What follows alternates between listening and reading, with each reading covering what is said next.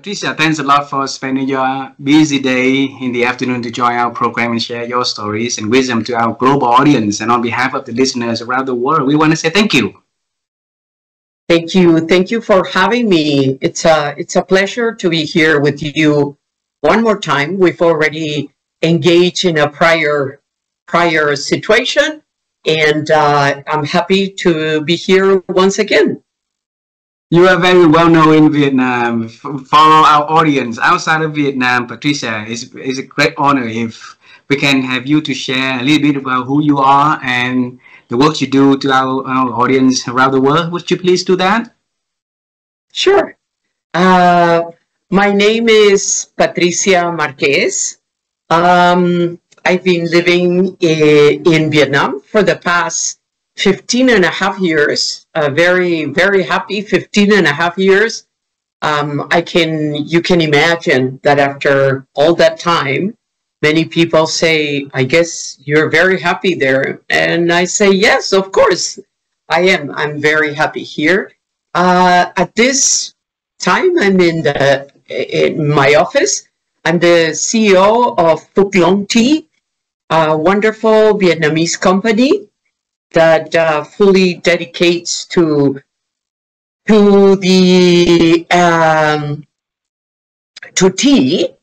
Vietnamese tea, and taking this amazing product to many cities around Vietnam and offering the opportunity to Vietnamese people to try tea in different ways. We have at this moment 250 stores, and looking forward to continue our growth. Wow. Patricia, you have an amazing journey, and you only introduce us to the Phúc Long Tea row at the moment. It's not fair for our global audience, and also not fair for our audience from Vietnam, for them to see the whole journey leading to what you've been doing now. All right, so let's travel time. How does that sound to you? Okay. So all right. Yeah, so I'll lead the way, and then we're gonna travel time together. Okay. Sure. I grew up in Da Nang City, in the rural area of Da Nang City, 40-something years ago. And back then, someday we have electricity, and someday we didn't have electricity. So my first dream about the world and the work that I would do would be like become an astronaut and go into the moon and see how bright it is in the moon. Right? But life did not give me any opportunity to do that, Patricia. So for you, when you were little, what was your first dream about the journey, the works, whatever that you are going to do for the world? So I was born in Lima, Peru. So very, very far from here. I am one of 6 siblings. And in a very noisy and busy home, as you can imagine, with 6 kids running around, I guess,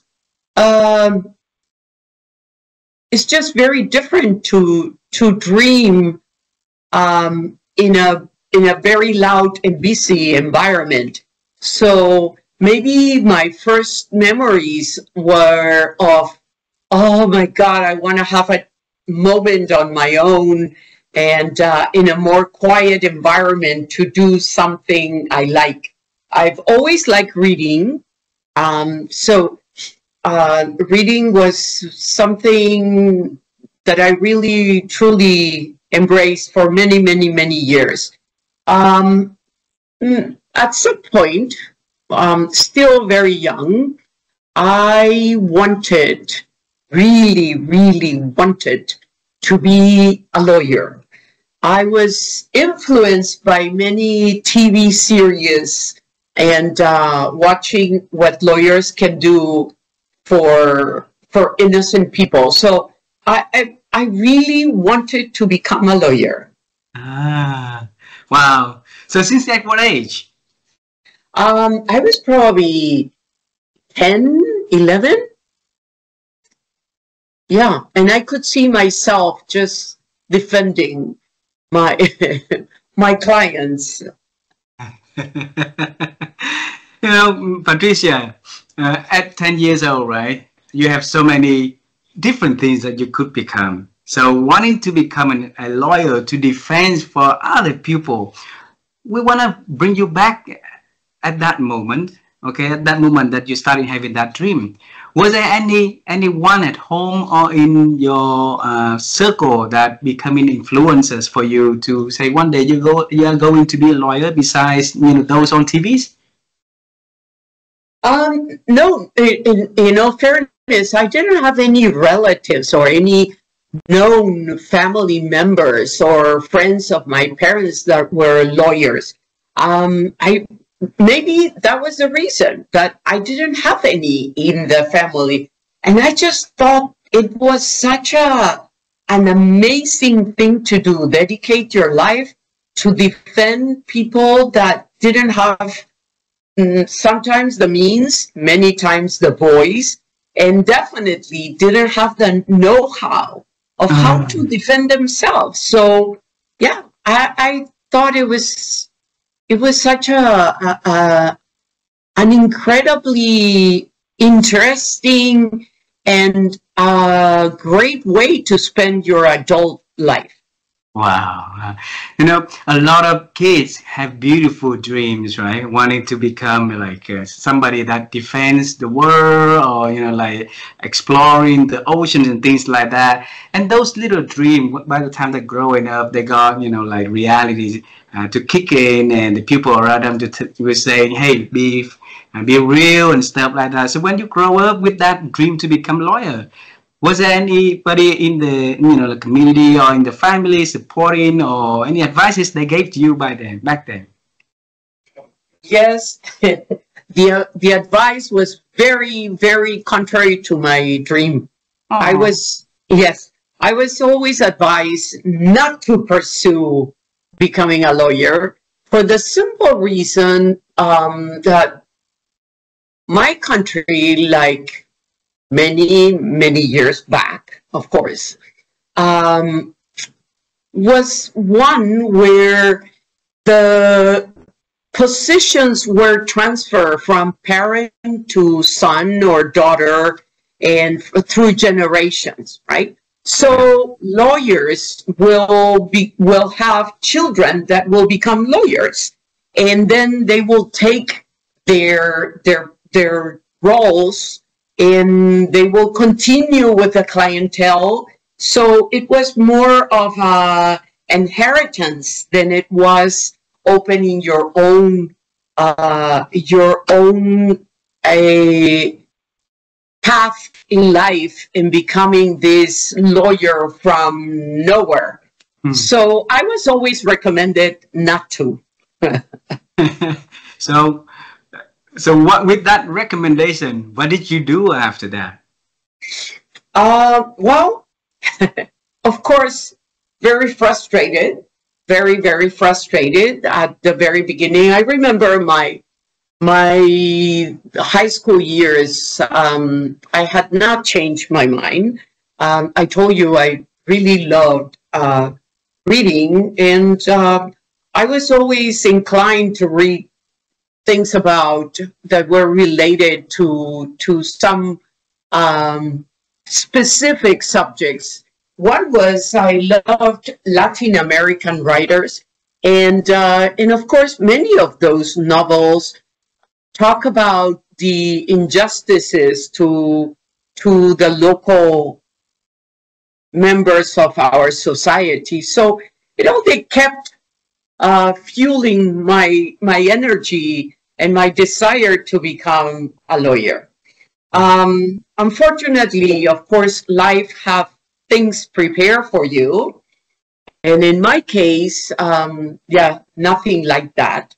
So I actually went on to become more in the business area and more in the administrative and business. So that's why I ended up doing, which it did seem to be more practical, if anything. And at that time in my life, I needed to be rational and practical more than a dreamer. Hmm. And how did you feel when you came to realization that you have to be more rational and more practical? How did you feel about that? It was the right thing to do. I don't regret it at all. And then, of course, life teaches you that no matter what you do, you can always do good with what you're doing, right? So I just continue, and that's, I guess, that's a little bit of my motto, that no matter what you do, you can serve tea and still be a great influence for your people, your team, and definitely your consumers. So, wow. Because from the lawyer dream to become a lawyer to the work that you are doing now, it's like really different. Like different. It's really far from like Peru to Vietnam. All yes. right, so we want to connect in the dots now, because there's enough time and data for us to start to connect the dots to see, you know, what makes Patricia becoming, you know, a leader in the industry now, right? So tell us, because when I watched your interviews, and you say that you're starting your F&B career in California as a barista for Starbucks long ago, right? So when did you immigrate to America? Oh, many years ago. Many years ago. But like many of us in America, you get part-time jobs, and of course, and I say this again with practicality, of course, there is always the opportunity to work part-time in all things F&B, right? In retail and F&B. And I really like dealing with people. I love customer service.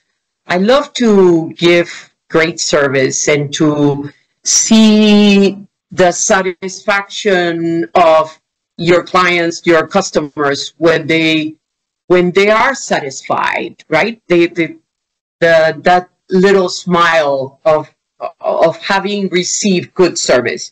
So I started working as a part-time server in multiple restaurants. I can remember many. So at some point, after a very interesting job at quite a large restaurant in San Francisco, I went to work I applied for Starbucks for a barista position.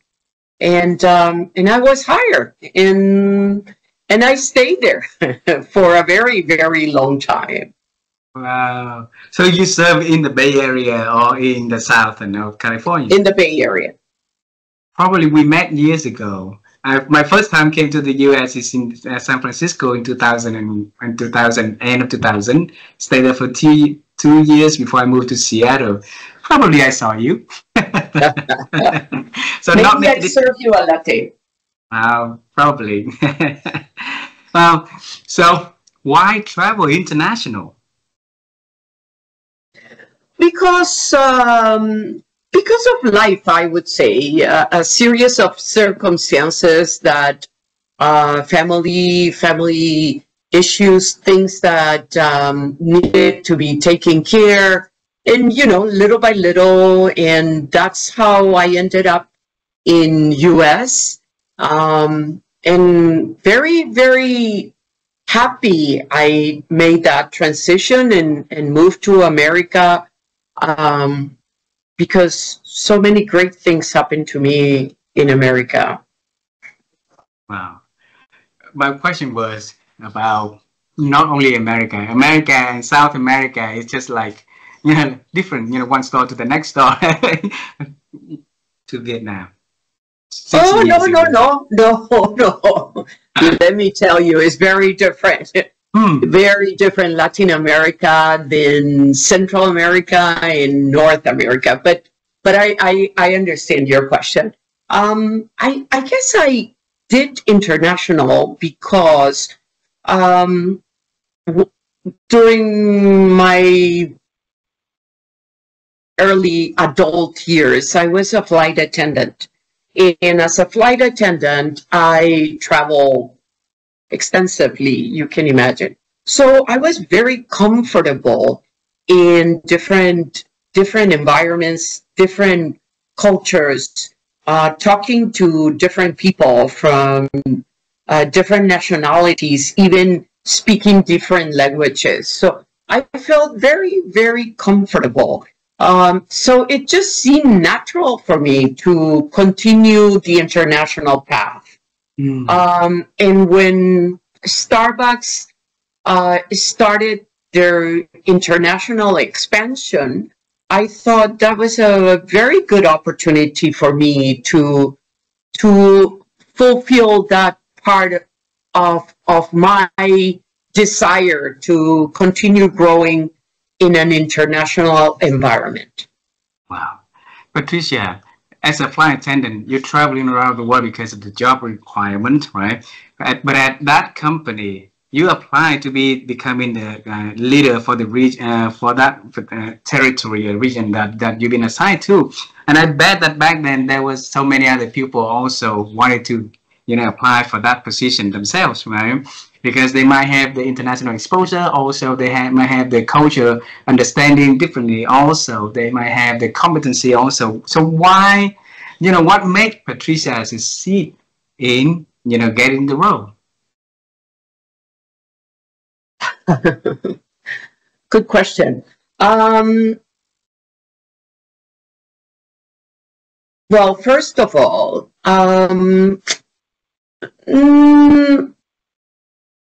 I wouldn't say that at that time, Americans, the group that I was working with, they were not necessarily adventurous enough, maybe, to move to different countries. Americans are very comfortable where they are.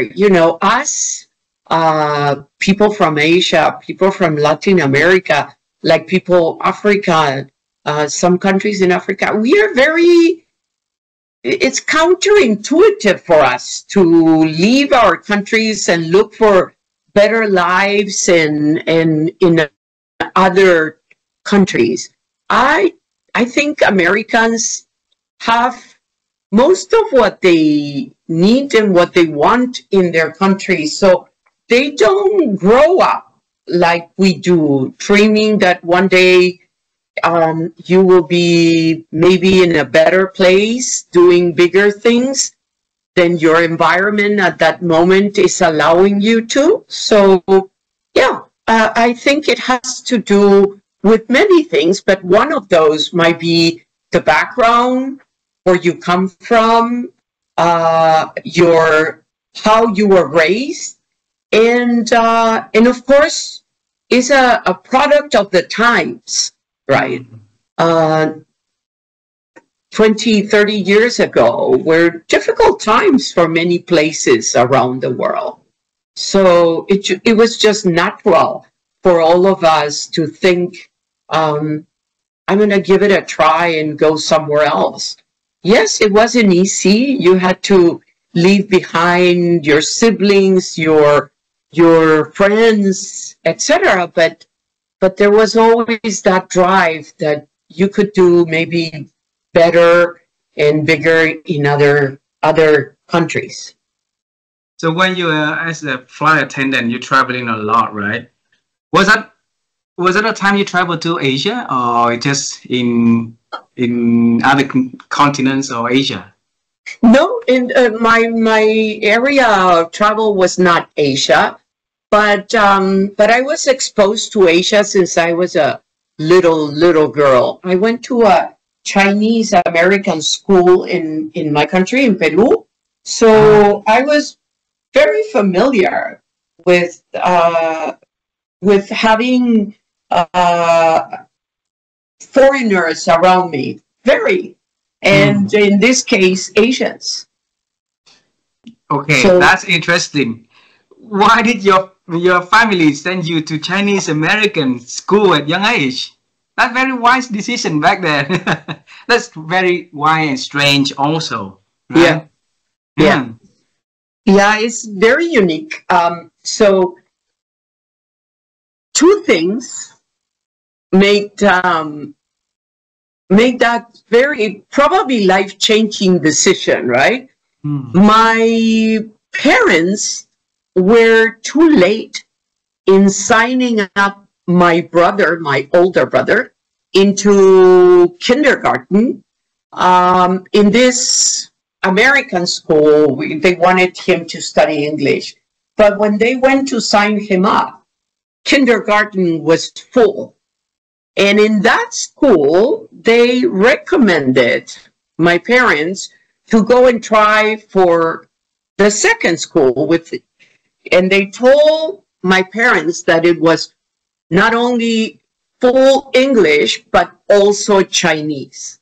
And my mother had a say, and she thought that China was such a big country with so many people that it was dumb to ignore that they would only become bigger.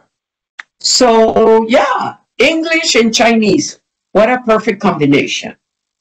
And that's the reason we ended up in that school. Wow.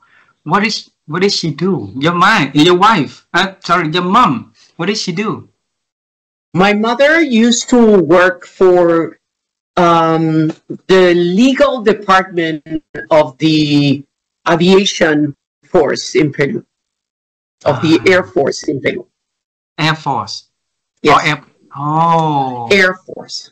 Wow. So like the where all the flies coming in and getting out, the administration for that business. No, the Air Force, the dependency of the military, the Air Force. Like the U.S. Air Force. Yes. Yeah. Okay. Because the reason I asked it because that's a very wise thinking that she had, and I've been having a different project to interview 50 amazing people for the project of wisdom, so to collect wisdom from different people around the world. So since we are in here and we have that thought in our discussion, I would love to pick additional piece of wisdom from anyone in your life, Patricia, that create the impacts and you still remember that until today. So if you can recall the first piece of wisdom that people give to you that really lasting with time, to Patricia, what was that? Yeah, without much thinking, I can tell you that I had an aunt, my mother's sister, who was a huge influence in, I would say, not only on my life, but all my siblings' life. And she was a very, very special lady with incredible ethics and a philosophy of life that was very progressive and influenced me in ways that probably nobody else did. Wow. So if one piece of advice that she gave you and you still remember up until today, what would that, you could share with us about your aunt? There's always time and opportunity to be kind to others. Wow. And that really the way that you're leading other people ever since, right? Yeah, she's absolutely right. Absolutely correct. Wow. So I want to bring you to Vietnam 16 years ago, 15.5 years ago, right? A small country lies in Southeast Asia for Patricia to travel here with a business plan of building the first franchise and, the first coffee shop and the ambition to grow the business in here.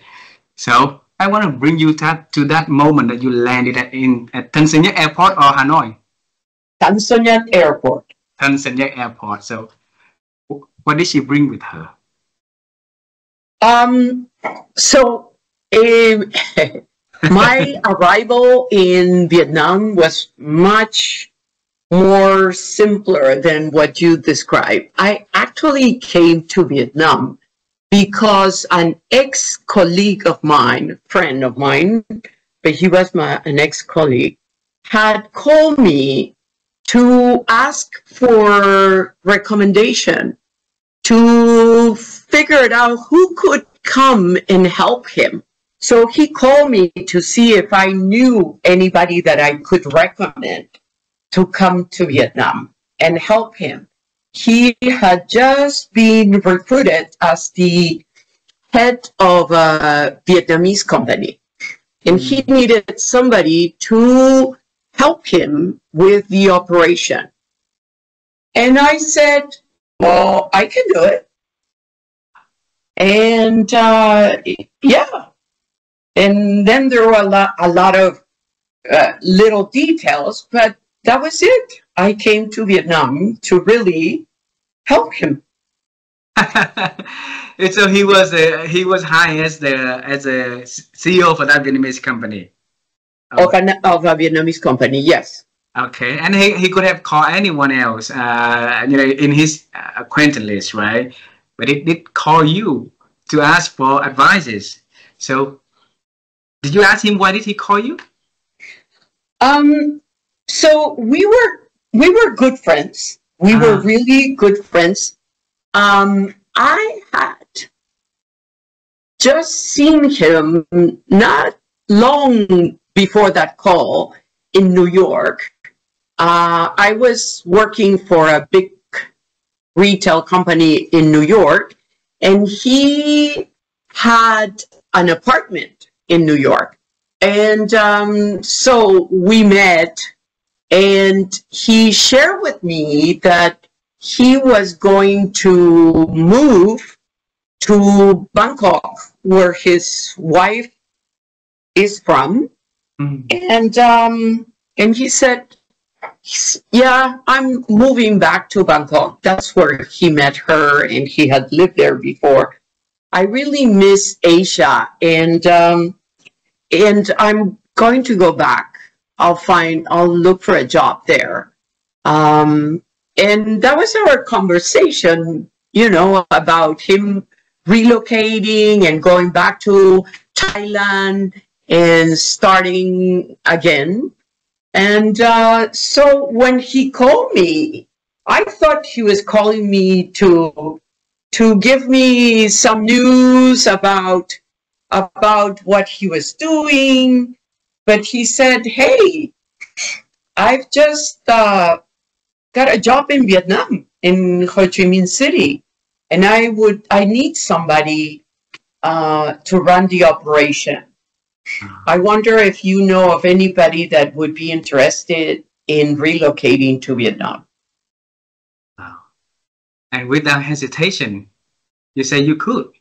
Okay. So what came to your mind back then? So it was 2010, beginning of 2010 when he called me. And the 2008 world financial crisis was really still being felt around the world, right? It had truly impacted so many industries. And the industry where I was one of those, very, very much suffering the consequences of the crisis. So I said, hey, I'm not really busy. This is, boring, waiting to see things happening again. So yeah, I can go. he even said, "No, Patricia, I don't think so." And I said, "Yeah, why not?" And I came. Wow. So 15 and a half years in here. What did this country and the people here, what lesson did you learn from, the environment and the people here? Oh my God. In 15 and a half years, I have learned so much, so much.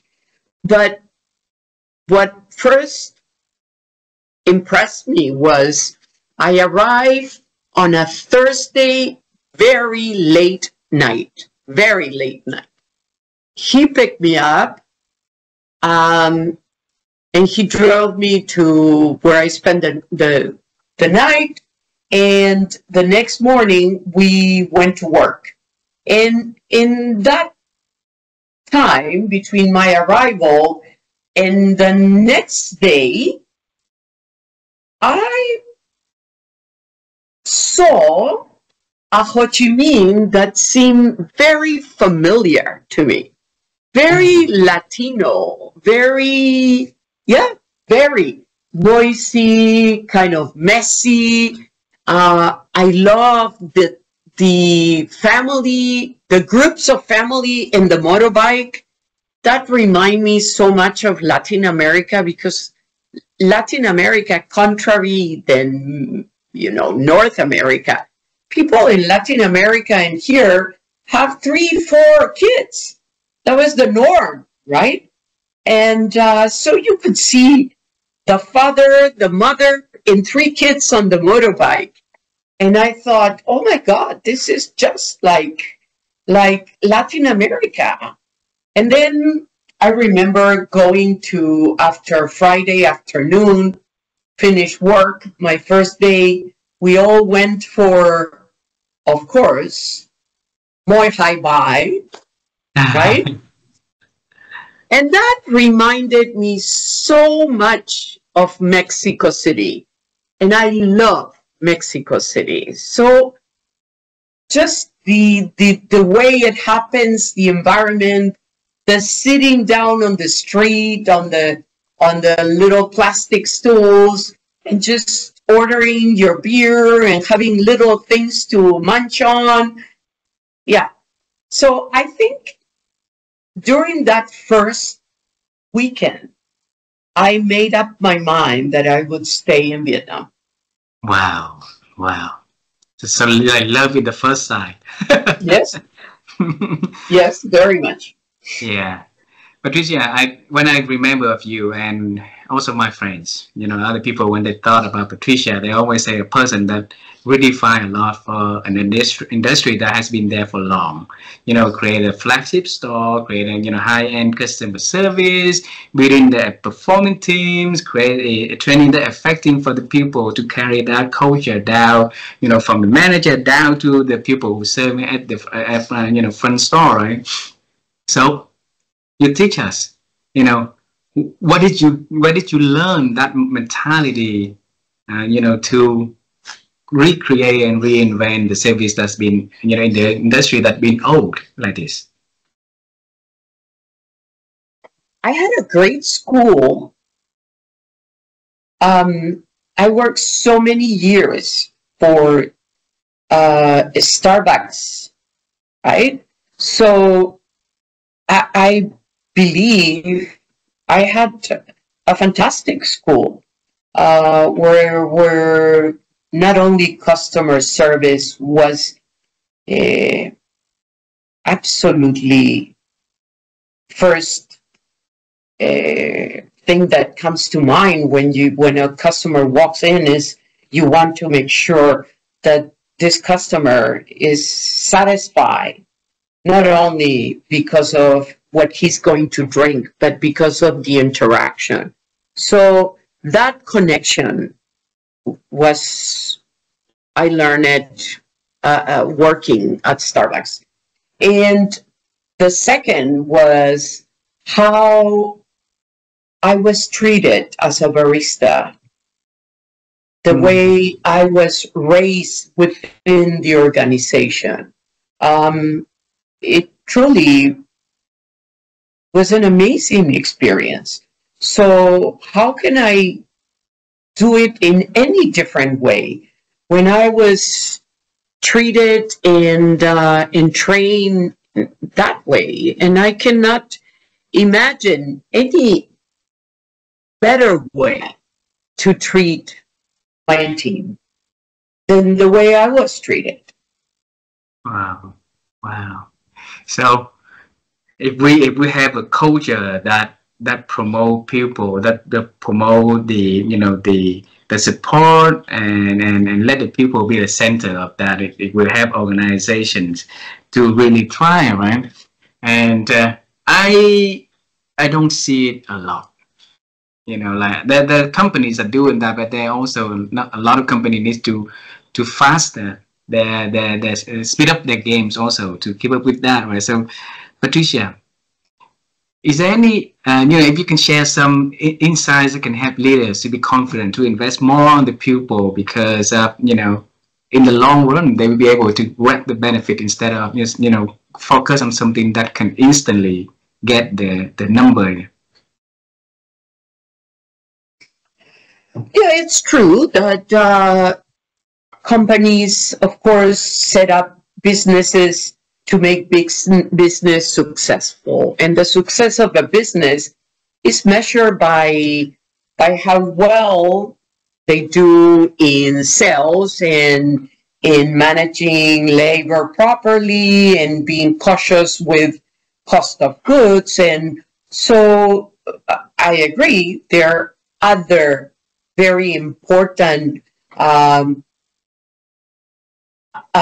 lines, if you wish, in your P&L that your boss or the investors would look at it, would look at these lines, right? But at the end of the day, who makes the business possible?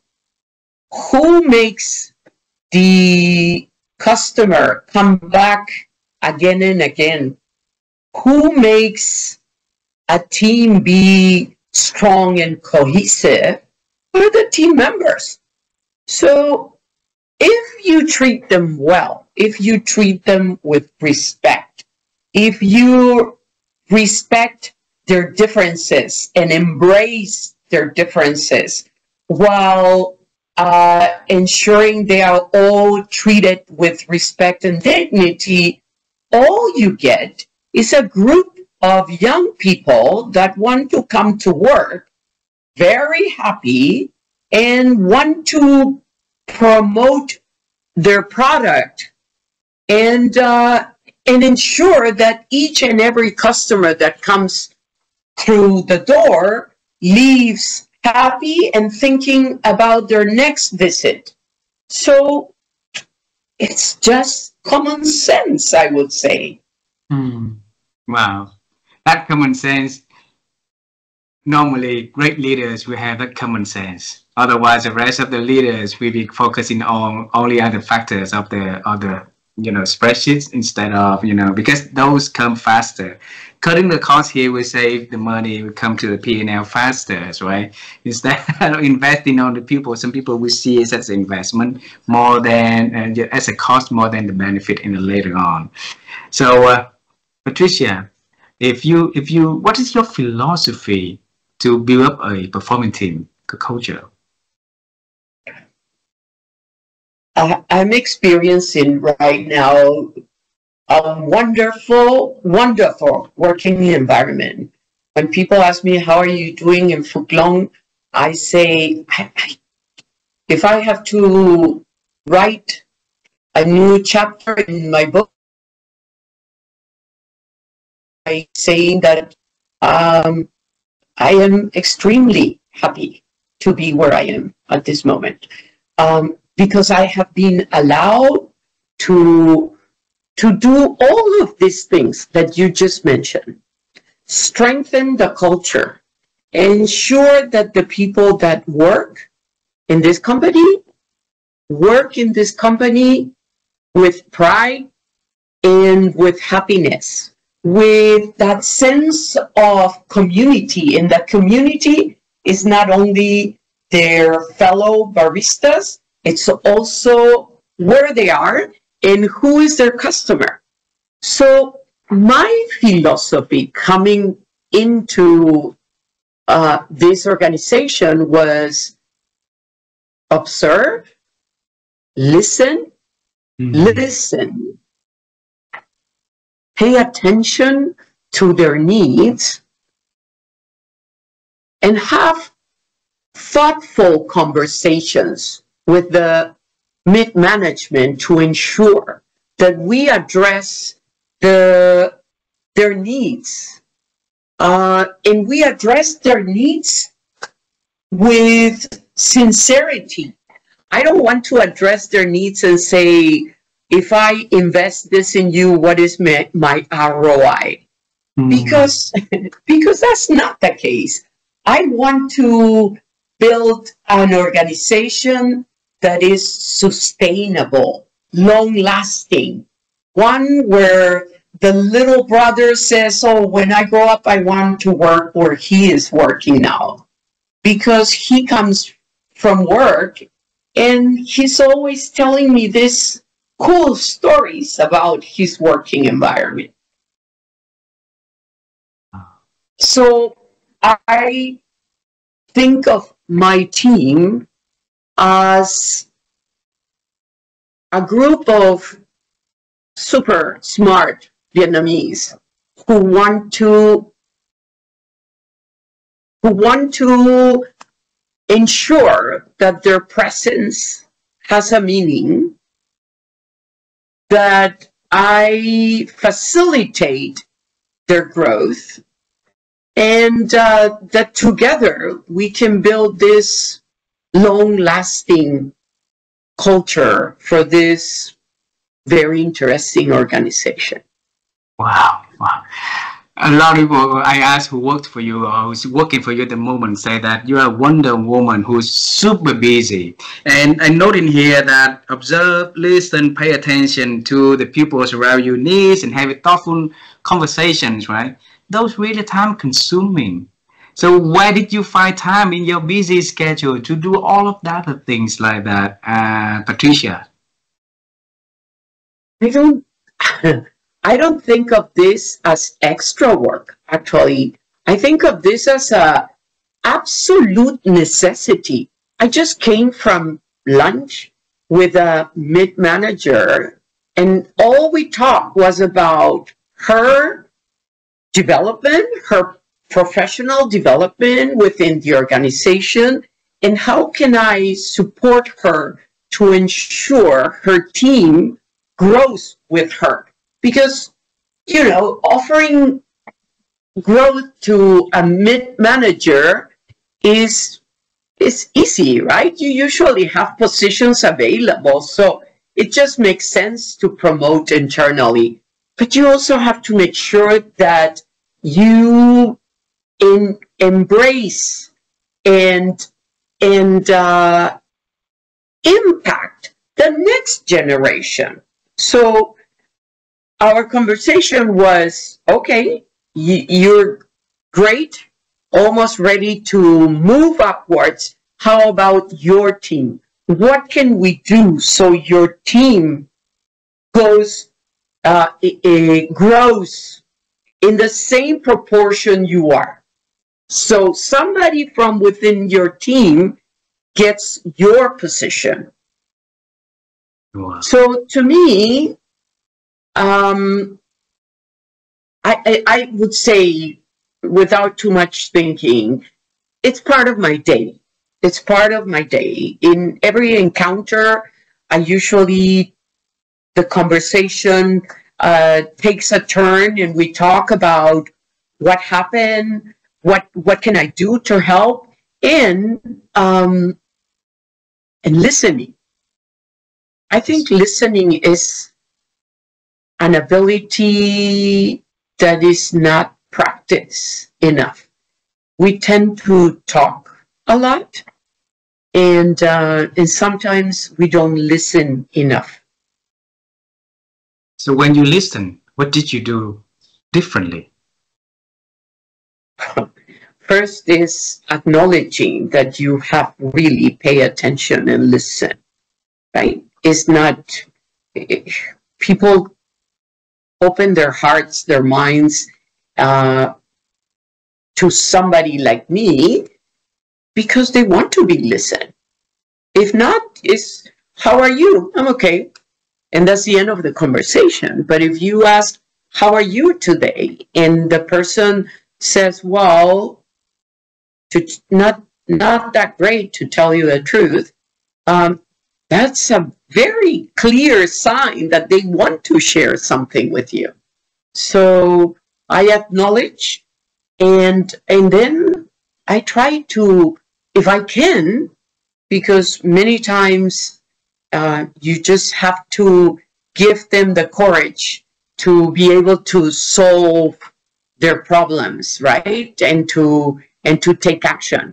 It's not good that we always, they can count on you, but they shouldn't count on you to make decisions for them. So I encourage them to make decisions. I encourage them to move forward, and to, sometimes all they need is to have an honest, open conversation with the person they're having a problem with. And that's what I encourage them to do. So we becoming like a facilitator, encourage the people to make decisions themselves, right? Like a coach. Yes. Like, yes, of course. And Patricia,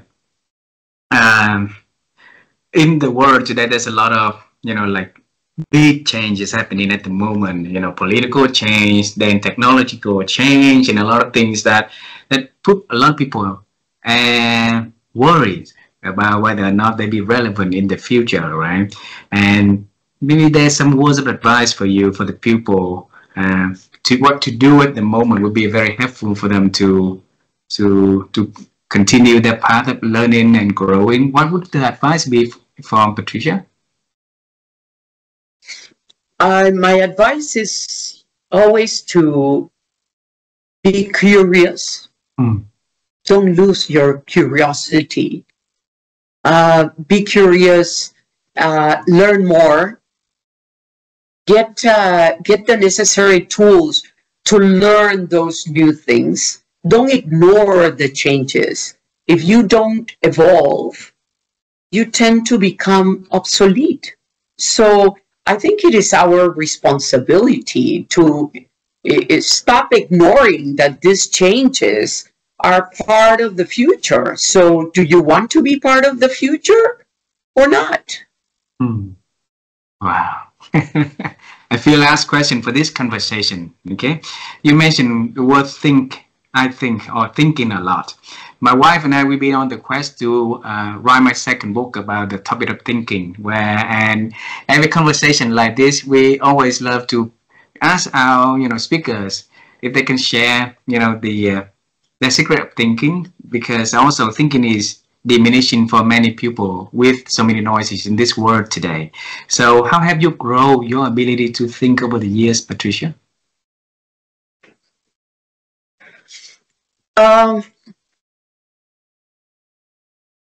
Making time for ourselves, I believe, is as important as listening to others. So listening my inner self is part of my daily obligation. I don't ignore my own feelings, my own doubts, my own concerns. And while many times I might not have a sounding board to share my feelings or my concerns with, I tend to look for this time of solitude and think about them, not in a dramatic way, but in a serious way, because I find those concerns and problems or decisions to be important. So I take them seriously. And I also think it's part of your daily routine to have some physical activity and also have some mental activity where you think through and make sure that you check with yourself that you're doing well, and give yourself the opportunity of thinking. Wow, beautiful. Then I'll bring you to the moment of 10 years old. In the family of 6 siblings, that noisy everywhere, right? And you try to find a place that quiet for you to read. So now you and I travel to that place at that quiet time for us to meet that Patricia.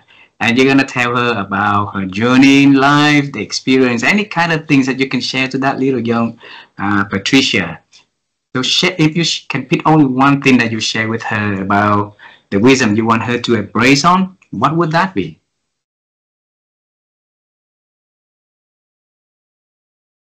I'd say, don't be afraid. Go for it. Don't be afraid. Go for it. Okay. Maybe a little explanation. I promote to my team that they make their own decisions. They can come and check with me, but I do promote, hey, what would you do? What would you decide? And I think that the worst happens when your doubts are so big that you don't make decisions, which to me is much worse than making a mistake. Making a mistake or failing is part of the journey, right? Not making decisions, it just keeps you still where you are. You might be alive, but you're not moving forward. So don't be afraid. Go for it. Wow, beautiful. And I wish all leaders have that mentality to give their employees the space and time, the trust and the support for them to make that decisions also.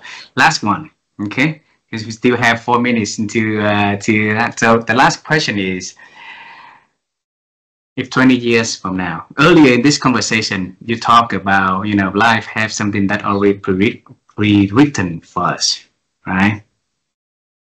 And instead of talking about 20 years from now, I wanna ask you about that piece of words that you just said. Things have been written, life has a way to show us and stuff like that. So when did that come into Patricia universe?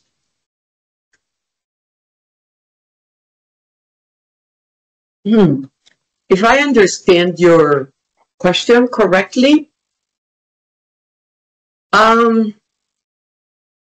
it does.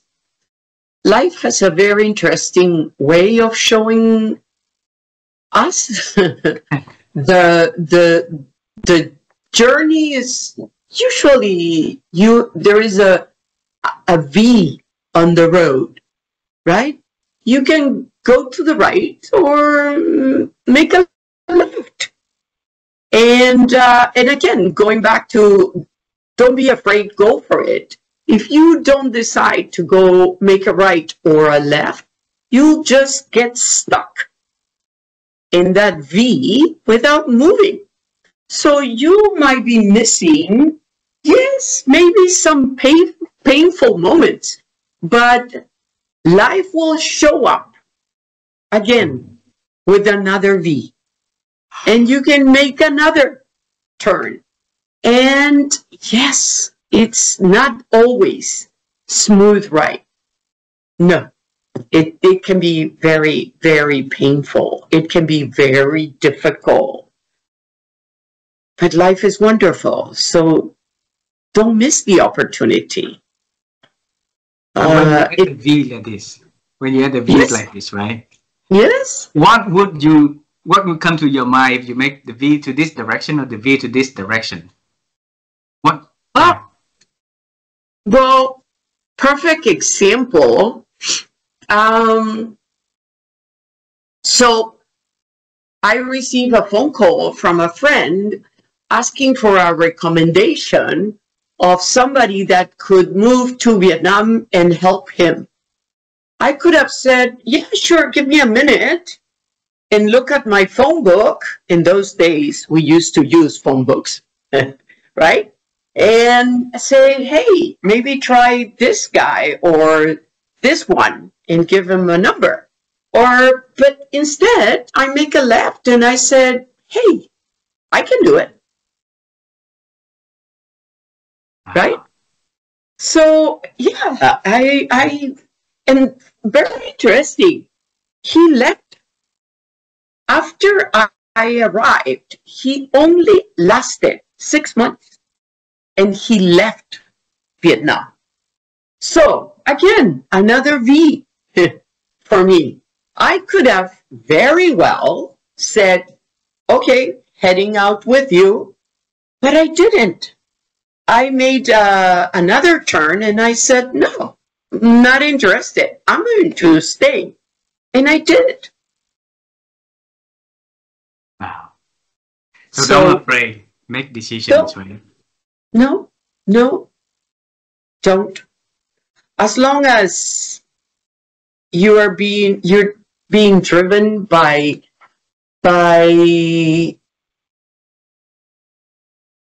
positive thinking, and your decisions are clear and good. You are doing this with the best of your intentions. Things will be okay. Wow, wonderful. Patricia, thank you so much for spending your afternoon on the first day back to work in June and share your beautiful journey and many, many good insights and wisdom to our audience today. And I hope that the listener, the leaders, the managers, all the people who listen to this conversation will be able to first, I want them to connect with you so that they can learn directly from the amazing leader that you are, and also for them to, bring something from what you share into practice so that they can embrace it and then they can learn and grow from there. So thank you so much. And I look forward to see you in person, for many, many more times in the future. Okay? Thank you. Thank you very much. Good afternoon. Good afternoon. Bye-bye. Bye. Bye.